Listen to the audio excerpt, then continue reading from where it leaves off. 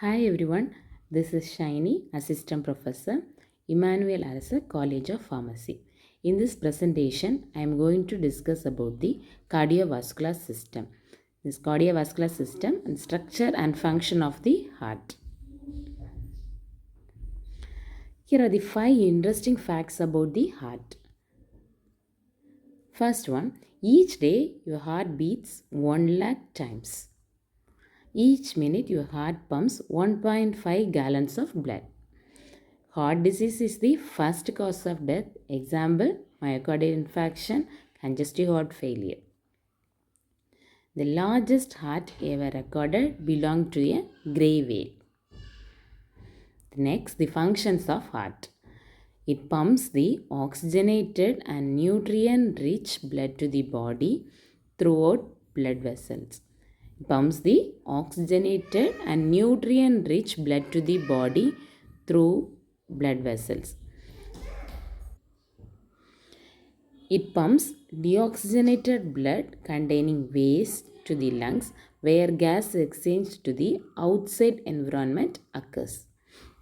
It pumps the deoxygenated blood containing waste to the lungs where gas exchange to the outside environment occurs. First, it pumps the oxygenated and nutrient rich blood to the body, and also it pumps the deoxygenated blood containing waste outside of the heart. Next, the anatomy of heart. Location of heart. It is located underneath the sternum in the thoracic compartment called mediastinum. It is located in the mediastinum, which occupies the space between the lungs. It is approximately the size of man's fist. That is the clenched fist. 250 to 350 grams, and it is shaped like an inverted cone. It is shaped like an inverted cone, about 250 to 350 gram weight. The narrow end of the heart is called the apex. It is directed downward and to the left and lies just above the arc of the diaphragm at the approximate level of the fifth or sixth rib. It is at the level of fifth or sixth rib. The broad end of the heart is called the base and gives rise to the major blood vessels. The narrow end of the heart is called as apex and the broad end of heart is called as base. Surrounding the heart is fibrous sac is called pericardium, which perform several functions. Fluid within the sac lubricate the outer wall of the heart so it can beat without causing friction. Pericardium is made up of coronal section which comprises of two walls and thin intervening space. The outer wall is thickest and consisting of two tissue layers. The external layer is formed by dense irregular connective tissue and is often called as fibrous pericardium. This layer protects the heart and anchors it to nearby organs. At the root of major blood vessel, the parietal pericardium reflects back over the surface of the heart to form the inner wall of pericardium. The visceral pericardium, because of its outer layer of the heart, the visceral pericardium is referred as the epicardium. The visceral pericardium is referred as epicardium. Together, the parietal and visceral pericardial layer are also called as serous pericardium. Between the walls of the serous pericardium, there is a pericardial cavity. This narrow space is normally filled with a few milliliters of pericardial fluid, about 10 to 15 milliliters of pericardial fluid, which is secreted by serous membrane. The fluid reduces friction between membranes as they glide past one another during heartbeats. The heart wall is composed of three tissue layers. Covering the outer surface of the heart is epicardium. It is also referred as visceral pericardium, which is the inner layer of the pericardium. The epicardium is serous membrane that consists of external layer of simple squamous and inner layer of areolar tissue.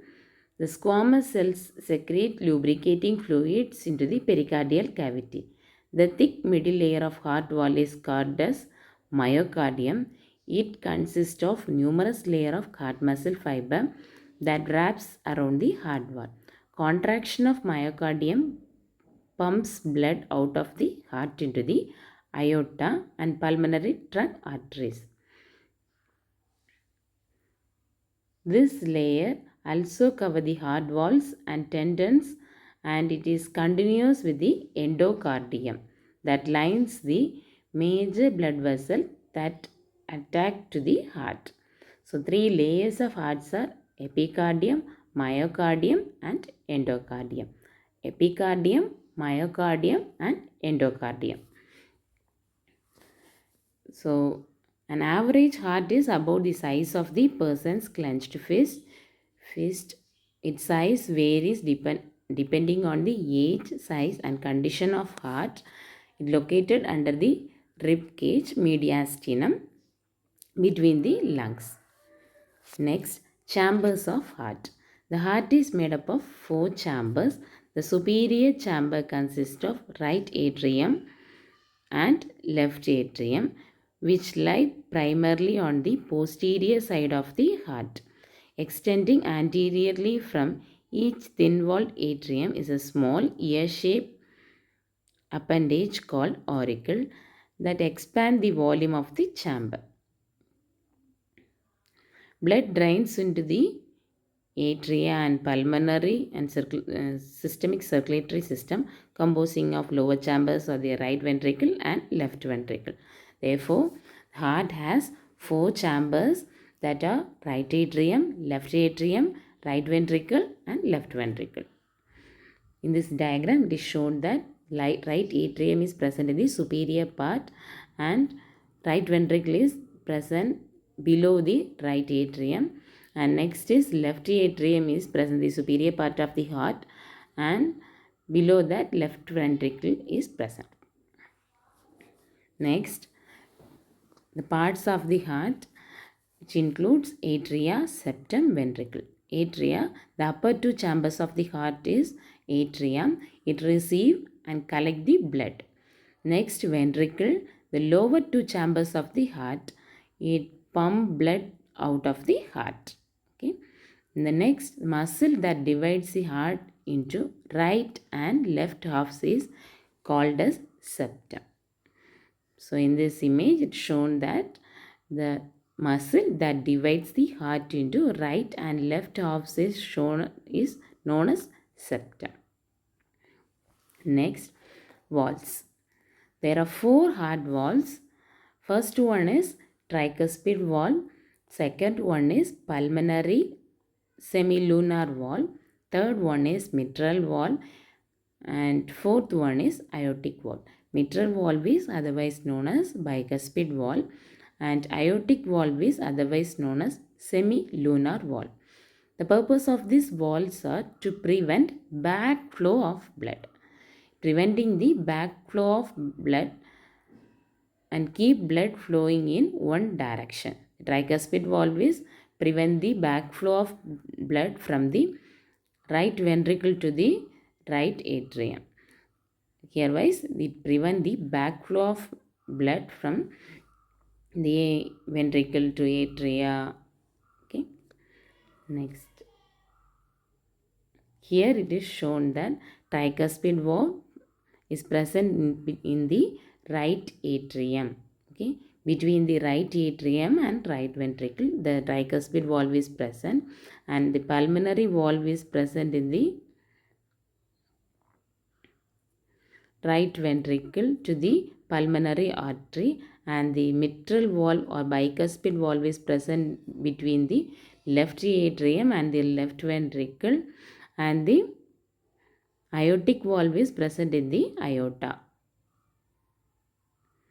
Next, flow of blood. Deoxygenated blood from the upper and lower body flows through the superior and inferior vena cava. Pulmonary arteries carries the deoxygenated blood. It is the only artery which carries the deoxygenated blood. Carries the deoxygenated blood from the upper and lower body, and this blood flows through the superior and inferior vena cava. In this presentation is shown that blood is flow from the superior vena cava, and next the blood is flow through the inferior vena cava. Blood from the upper part of the body flow through the superior vena cava, and the lower part of the body is flow through the inferior vena cava. After the superior and inferior vena cava empty the blood into the right atrium. So, blood from the upper part of the body and lower part of the body enters through superior and inferior vena cava, and the superior and inferior vena cava empty the blood into the right atrium. Next, the blood from the right atrium passes through the tricuspid valve. The tricuspid valve is present between the right atrium and right ventricle. The blood from the right atrium passes through the tricuspid valve. Once the blood fills in the right atrium, the tricuspid valve opens and the blood flows to the right ventricle. The blood passes through the tricuspid valve into the right ventricle.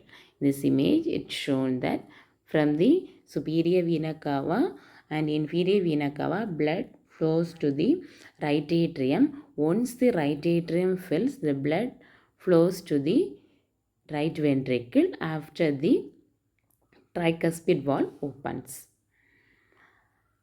After that, blood from the right ventricle passes through the pulmonary semilunar valve. So, it passes through the pulmonary semilunar valve. This presentation, it's shown that from the right ventricle, the blood flows through the pulmonary semilunar valve.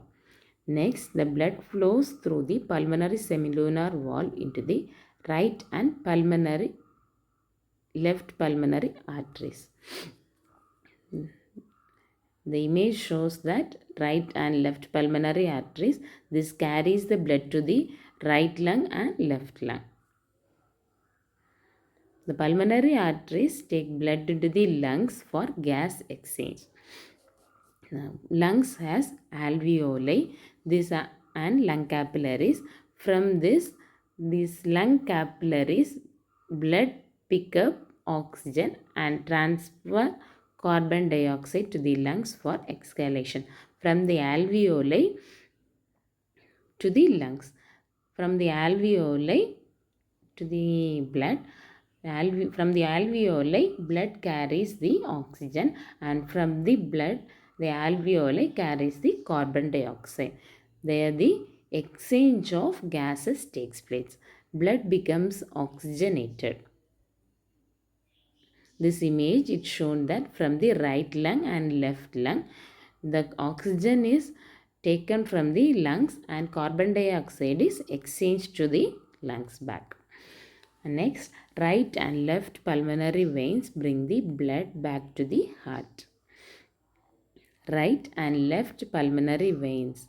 So, from heart, right and left pulmonary arteries brings the blood to the lungs, and the right and left pulmonary veins carries the blood to the heart back. Here this shows that right pulmonary veins and left pulmonary veins carries the blood, that is oxygenated blood, carries the oxygenated blood to the heart. The pulmonary veins empty the blood into the left atrium. They empty the blood into the left atrium. Once the left atrium fills. The blood from the left atrium flows through the mitral or bicuspid valve. So, mitral valve is otherwise known as bicuspid valve. It is present between the left atrium and left ventricle. Once the left atrium fills, it flows to the mitral valve open and the blood flows to the left ventricle. Here it is shown that blood, once the left atrium fills, mitral valve open and the left ventricle is filled. After passing through the mitral valve, blood enter the left ventricle. See, blood is entering the left ventricle. Blood from left ventricle passes through the aortic semilunar valve. Passes through the aortic semilunar valve. This image it shown that blood from the left ventricle passes through the aortic semilunar valve. After passing through the aortic semilunar valve, the blood enters the aorta and is then pumped to the rest of the body. So after passing through the aortic semilunar valve, the blood enters the aorta and is then pumped to the rest of the body. So first the upper and lower part of the, from the upper and lower part of the body, the blood is flows through the superior vena cava and the inferior vena cava to the right atrium.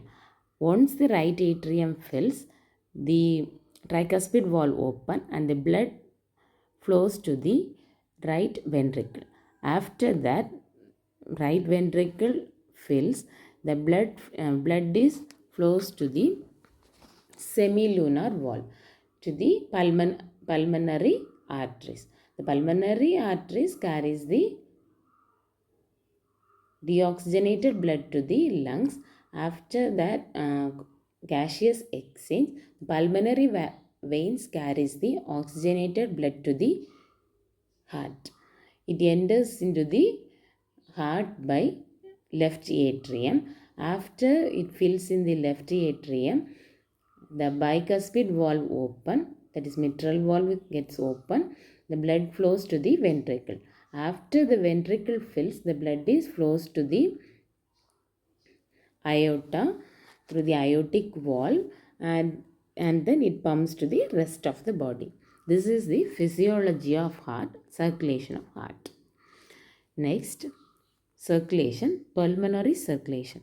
Movement of blood from heart to the lungs and back to the heart is known as pulmonary circulation. In this image, it's shown that the blood is taken from the move to the heart and to the lungs and back to the heart. Next, circulation, that is systemic circulation. Movement of blood from the body to the heart and back to the body. That is systemic circulation. Why do you think the left side of heart is larger than the right? Because the left side has to pump blood further.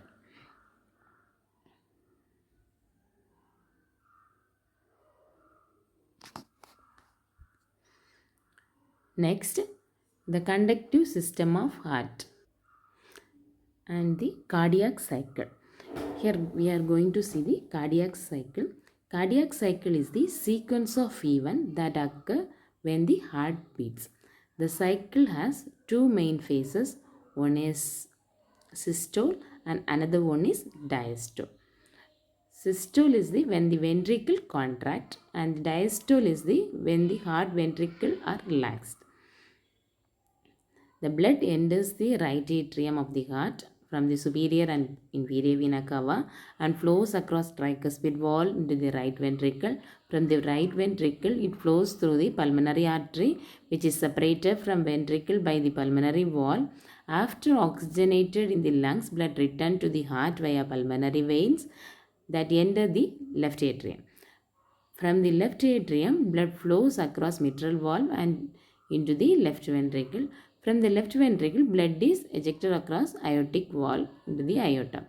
Together, the mitral and tricuspid valves are known as atrioventricular valves and aortic and pulmonary valves as the semilunar valves.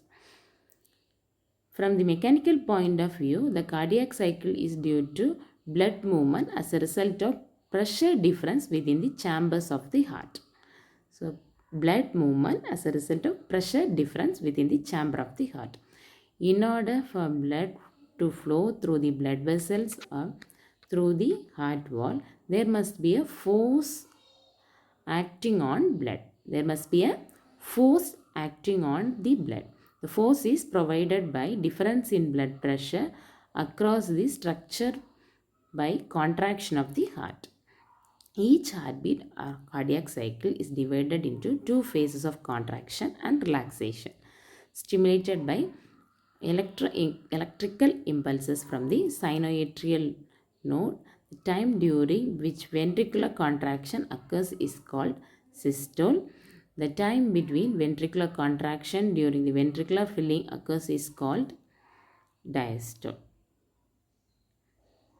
That is known as relaxation phase. In early diastole, the ventricle relax, semilunar valve close, atrioventricular valves close, and the ventricles filled with blood. The mid diastole, the atria and ventricle relax, the semilunar valve closed. Atrioventricular valves are open and ventricles keeps filling with blood. In late diastole, the SA node sends electrical impulse to the atria. This causes the atria to contract and the ventricle to fill with more blood. The electrical signal that causes the contraction moves from atria to the ventricle. Before it reaches the atrioventricular node and AV node delays the signal so that ventricle can contract all at once rather than little bit at a time.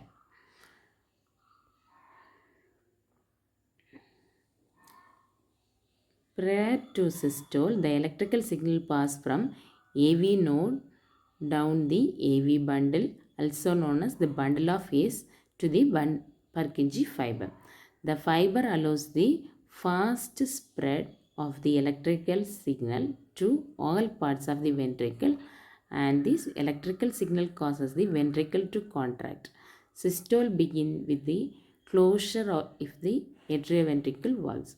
During systole, the ventricle contracts, the semilunar valves open, and blood is pumped from the ventricles to the aorta. The blood pressure is highest during systole and lowest during diastole. It has two compartments, the systole and diastole blood pressure. The normal value is 120 mmHg and normal diastole pressure is estimated as 80 mm per Hg. Systole is contraction. Atrial systole when the atria contract and pump the blood into the ventricle. Ventricular systole when the ventricle contract and pump blood into the heart to the lungs or body. Diastole is the relaxation when the atria and ventricle relax and start to fill the blood. Next, electrical system of the heart. It is also known as cardiac conduction system. It consisting of three parts: sinoatrial node, atrioventricular node, and Purkinje fiber and bundle of His. The sinoatrial node is present on the superior of the right atrium, and atrioventricular node is present the lower of the right atrium, and bundle of His and Purkinje fiber is present all over the heart. Bundle of His is present in the septum part and Purkinje fiber is present all over the ventricle and atrium. Next, electrical signal starts at the SA node as the blood fills at the right atrium. When the blood fills at the right atrium, the SA node sends signals to the right atrium. The signal causes the atrium to contract. Right atrium to contract. The SA node sets the phase of the heart. So it is also called as pacemaker. The signal arrives at the AV node. From the SA node, the signal reaches the AV node as blood fills the ventricle. The signal moves along the bundle of hairs and along the walls of ventricle. It moves along the bundle of hairs and along the walls of the ventricle. The bundle of hairs divided into right and left branches and then to Purkinje fibers. After that, the ventricles contract.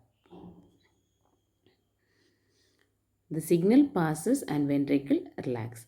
First, the signal starts from the SA node and it passes through the AV node. After that, it reaches the bundle of hairs and Purkinje fibers. Finally, the relaxation happens. The sinoatrial node, that is a pacemaker, generate impulses. The impulse pause at the atrioventricular node. The atrioventricular node bundle connects the atria to the ventricle. The bundle branches conduct the impulse through the interventricular septum. Purkinje fibers depolarize the contractile cells of both ventricles. Next, some examples of heart diseases. Congestive heart failure. The heart is too weak or stiff to pump blood effectively. It is too weak or stiff to pump blood effectively. In this condition, congestive heart failure occurs. Next, myocardial infarction. It is otherwise known as heart attack. The coronary artery is blocked. When the coronary artery is blocked, the blood cannot supply the heart with oxygen. The heart muscles die. When the heart does not get the enough oxygen, the heart muscle die. It causes myocardial infarction. Next, atrial fibrillation. Abnormal electrical impulses in the atrium cause irregular heartbeat. When there is an abnormal electrical impulses in the atrium which causes the irregular heartbeat. Next, ways to prevent heart disease. Don't smoke or use tobacco. Exercise 30 minutes per day keeps your heart active, and eat a heart healthy diet. Fruits, which is rich in antioxidant, vegetables also rich in antioxidant. It is important for the heart's health. Next, whole grains, nuts, fish, and no saturated or trans fat. It may affect the heart by building the fat plaques in the arteries and veins. Thank you.